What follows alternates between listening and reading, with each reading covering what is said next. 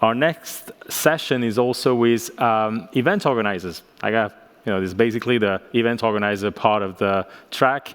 I love to learn from them. They are in the trenches. They are working to make it happen. And one of the topics I really wanted to cover today is how events can have an impact on society, right? Like how they can be agents of social change on key topics like climate change, diversity, the refugee crisis, and so on. And our next speakers are actually event producers who are mission-driven. And I would love to welcome them on stage. We have Sarah Porter, the founder and CEO of Inspired Minds, and Ammin Youssouf, the co-founder and CEO of Afrobytes. Give them a warm digital welcome, please.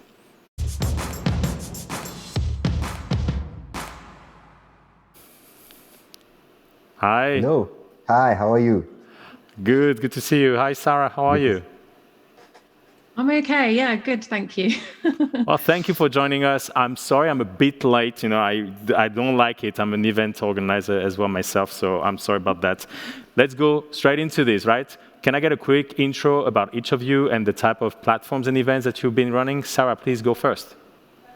Yes, so firstly, thank you so much for having me. I'm a fan of Pirate Summit and I'm a fan of the Pirates, so it's great to be here. So thank you for inviting me.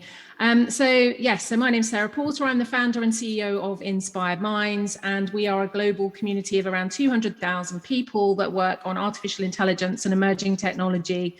We have a number of summits that we run, usually in person, hopefully one going to be in person in October, which is the World Summit AI, Intelligent Health, which is an AI and medical event, and T-30, which is Climate Action Summit. So that's us.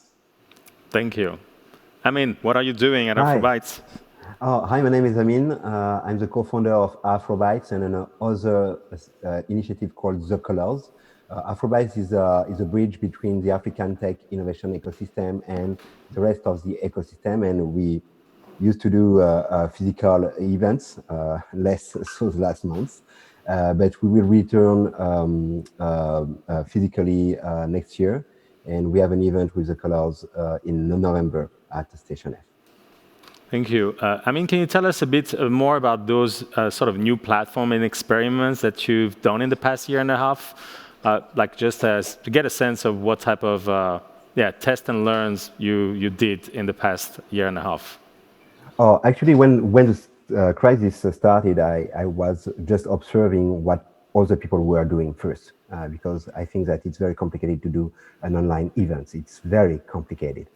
So I needed to observe, to find a platform, and finally I found this platform. I don't know if I can say the name, but it's going to be more precise, called Run the World.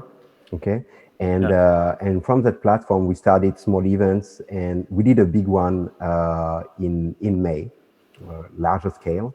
That was quite a good experience, and we started to discuss with them what we can do, and we started to do a pivot in our activity, more consulting, more production of content for our clients and partners, along with our traditional activity of events or organizer. And we started to think about membership too. Even now we are working on having a token for both initiatives. It's really about the community building now, I would say. Okay. And you, Sarah, you mentioned T-30. When you started to communicate about it, I was still not sure what it was. If it was a community, a platform, a media, what is it? And is it one of these platforms that you've launched in the last year and a half, or do you have more that we should know about? Yeah, so T-30 is a new initiative that we were due to launch in 2019. As a physical summit, which would then bring together interdisciplinary changemakers to work on climate action. And it's a different model for us because we have World Summit AI and Intelligent Health, which are traditional summit models, so content, networking, physical, and then throughout the year, meetups on a platform. T-30 is actually working in very specific curated groups of people that we bring together to solve climate problems. Now, COVID's kind of slowed down our plans with that a little bit. It's actually going to be the first time that the T-30 group of we're calling them changemakers, will all get together in Amsterdam, fingers crossed if the restrictions allow, alongside World Summit in a few weeks' time. And they're kind of, the way that it's working, so the way that, to explain how it manifests itself, is they will be working groups that come together at events, which are facilitated by leaders. And they will have very specific outcomes that we expect that group to achieve within that meeting. And then they will continue to work on them on a platform called Mothership throughout the year. So that's T-30. The name comes from the fact that it was a countdown from 2030 backwards, although we've now been told that it probably should be T-5 because things are happening so fast with climate that it needs to move a lot faster. You mentioned, the mothership. That's another word that I had spotted, your activities. What is that? Yeah. So Mothership was our digital pivot. So it was at the beginning of 2020, we were one of the first events to have to pivot in 10 days online. That was World Summit AI Montreal.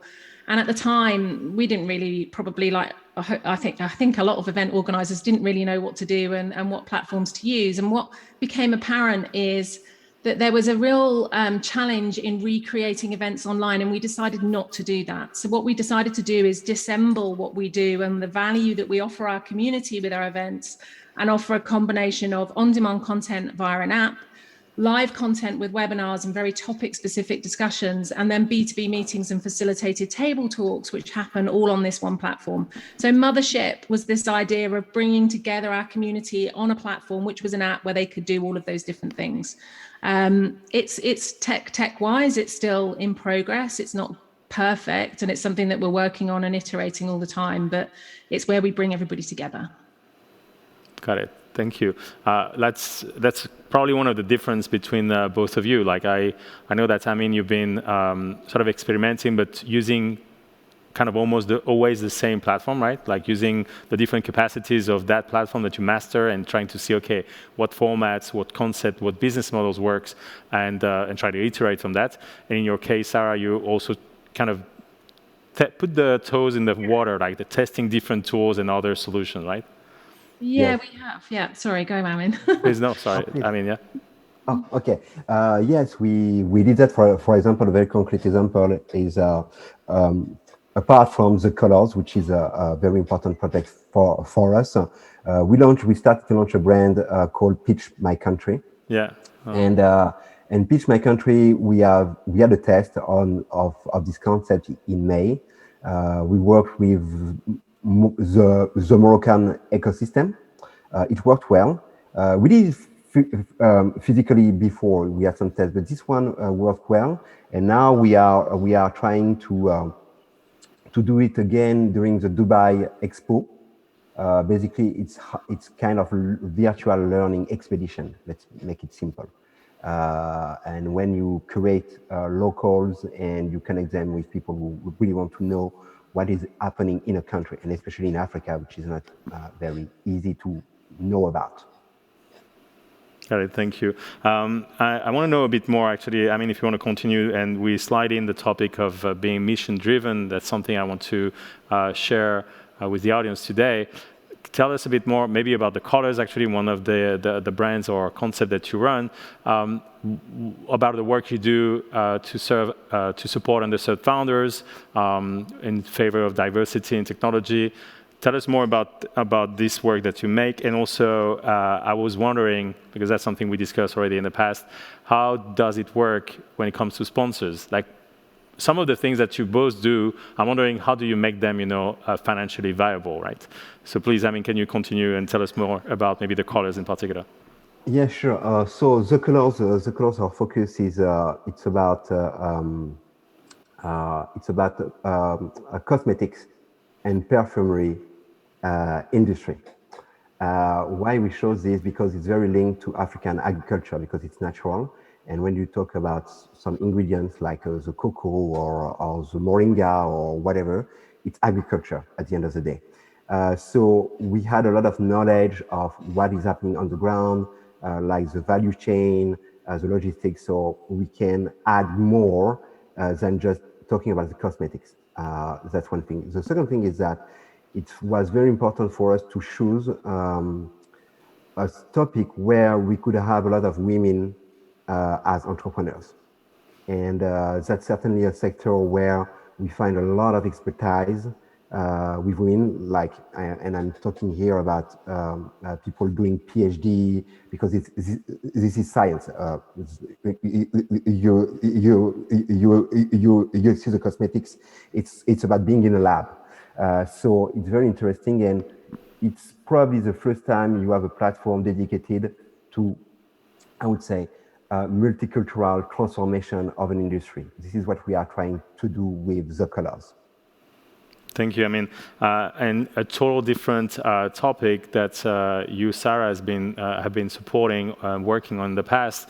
You mentioned earlier the climate change action that you are leading with T-30, but there was also a story that we discussed recently about the Afghan girls robotics team that you worked with in the past at World Summit AI.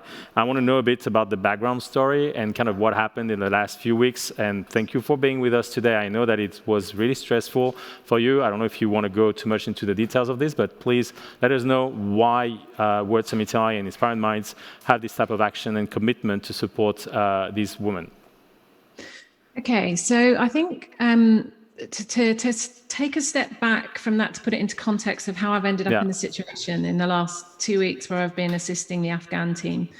When I started Inspired Minds, I wanted actually not to be an event organizer, and the aim was not to organize events. It was to build a reciprocal ecosystem where people could accelerate change towards tech for good. And that was the principle of what we were trying to do. So I think it wasn't so much that we built events with purpose, is that I wanted to build a community with purpose. And from that, we basically defined some of the key objectives that we wanted to achieve. And some of those were loosely based around the United Nations global goals, such as gender equality, equality in cities, in life on land, life on water, and so on and so forth. And we realized that to build that ecosystem, what we had to do is identify individuals' missions and individuals' purpose for change, if you like, and then collective purpose for change. So that's kind of how Inspired Minds has been built. It's been built that we look at ways that people within our ecosystem can be reciprocal. So they come to the ecosystem expecting nothing but wanting to give. But then also, how do we give value back to them? So I think that's the kind of blueprint of what we tried to create originally. As a result of that, in 2017, it became, I don't know if you may have seen, but there was a story in the news about Trump had banned the all-girl Afghan robotics team from attending the Washington, D.C. Robotics Championships when they had built a robot from recycled parts. And they were banned under the Muslim travel ban. And Inspired Minds decided at the time to take on the challenge of getting that overturned, which we did. They traveled to World Summit AI and they were on the stage there. And we've kind of stayed in touch with them ever since. They're a team of 5 girls. They're incredible at what they do. I mean, they're just forces for change, basically. Recently, we had a really distressing message from Fatima, the team captain, which was in July, to say that they were in immediate danger because of what was happening in Afghanistan. And could Inspired Minds help them? And it kind of struck me that how on earth was she in a situation, were that team in a situation where it was Inspired Minds that they were turning to help them? And we decided again to do exactly that. So we worked on getting them safe passage out of Afghanistan, which has been a really complex process, as you've probably seen on the news.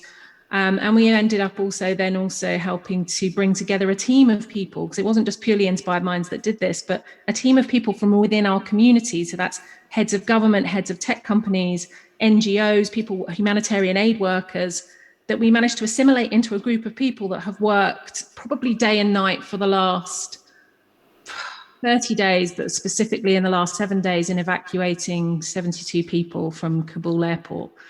And it's been probably, I think, one of the toughest things that I've personally ever done. But the good thing is that they are now out of Kabul and they're in a safe house, which is great. I'm wondering, I had a question for both of you as event organizers. Why should events be more mission-driven? I'm going to get to this right after. I'm going to use a question from the audience that I think is a perfect, segue, asking to the speakers, do you have a background in the field you're working or you got inspired to become a facilitator and create solutions?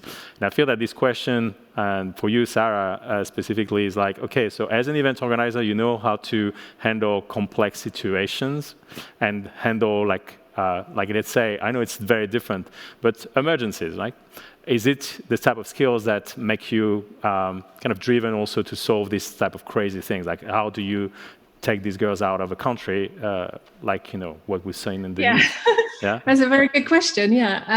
So my background is entrepreneurial. So I have always worked in solving complex problems and creating products around those events and other products. And I think that arms you with a certain level of resilience, grit, and just kind of being comfortable with uncertainty, and being able to accept the fact that sometimes you have to react in very quickly to a situation without knowing all of the facts. And I think that's an entrepreneurial facet. But also my background is that I am a qualified and fully trained emergency first response trauma medic, which means that I am used to responding to people in life or death situations and being able to triage that situation and respond accordingly, which obviously helps as well. And it helps being an entrepreneur, actually, and helps working in events at the moment as well. So yeah, that's my background. I mean, what about you? Anything in your background that led you to be involved in those causes that you support? I'm an entrepreneur. I've never done anything else in my life, just maybe 1 year in my career as an employee. So I'm an entrepreneur, and I wanted to achieve something, and doing events was a way to do that. But I had no previous experience of, building events. I just started to do that. It was like 5 years ago. I was like, okay, let's do this. And this is how I learned how to do events. And for my background, for the mission-driven part, because with Afrobytes or the colors, what is under that, behind this is definitely the question of diversity and inclusion in tech, definitely. And I would say that I have quite an experience on that from the start, is how you find your place in a society. This is 40 plus years of experience on that. So I saw some issues and problems and things in my mind that don't work, and I wanted to make it work. So I was like, okay, if you see a problem, just try to solve it. And this is what we did with Afrobytes, because at this time, when we started Afrobytes, it was almost impossible to find an event about Africa with Africans on stage. It changed after, but it was long. And as event organizer, it was non-existent. And it was important for us that people could hear the perspective of local people or people that are leading something. And we created that space. And it was really interesting. That was a great journey. I have no regrets about this. And I want to amplify and probably improve the product with community building, with more mission, with more branding, definitely. Thank you. I'm getting to the end of our interview. It was short, but I want to ask both of you, what would be your call to action to event organizers and also founders in the audience to incorporate a bigger purpose in their activities, like to serve causes like the ones that you are both supporting? Any call to action, advice, like something you'd like to share as a conclusion for our session today? Please, Sarah, if you want to go first.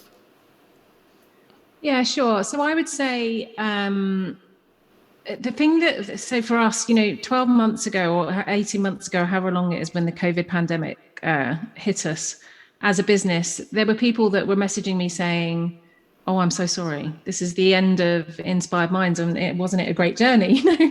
And I think the call to action from my point of view is that it was the individuals within the ecosystem that we had built that were willing then to face that challenge with us, alongside us, that allowed us to survive. And it was the fact that our ecosystem didn't change. It's just that our industry changed, and the ebb and flow of that changed according to the challenges we were facing. So I think my call to action would be to any event organizer that if you are side by side with your community, and you are immersed with your community, helping them to solve problems, being open about the challenges and sharing mission and purpose together, then that will see you through any crisis, whatever it may be, that COVID pandemics, whatever else, because you're then a part of that community and you're building and solving it with like-minded individuals. So that would be my advice to any founders, is side by side with your community, solving things together.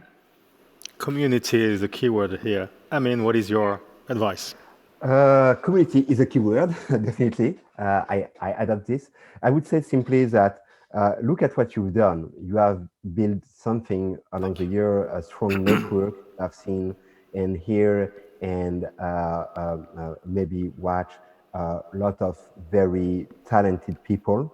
You have this ability to gather them. You have the ability to connect them with people who need to connect. Actually, yes, we had the COVID crisis. Yes, we couldn't, but what we have built, the relations we have built with our communities is still there. And after you can express it with a live physical event, you can do it online, you can do it with a product, it's time to pivot. It's time to look what you have done, what you have on the table, and how you can improve what you do. Yes, we did a physical event, but now we are doing physical and online events, and we are building communities, and we are evolving. That's normal. So just think about what is your reality now, and make your pivot. Thank you. Well, that is wrapping up our session today about mission-driven events. And thank you so much, both of you, Ammin and Sarah, for joining us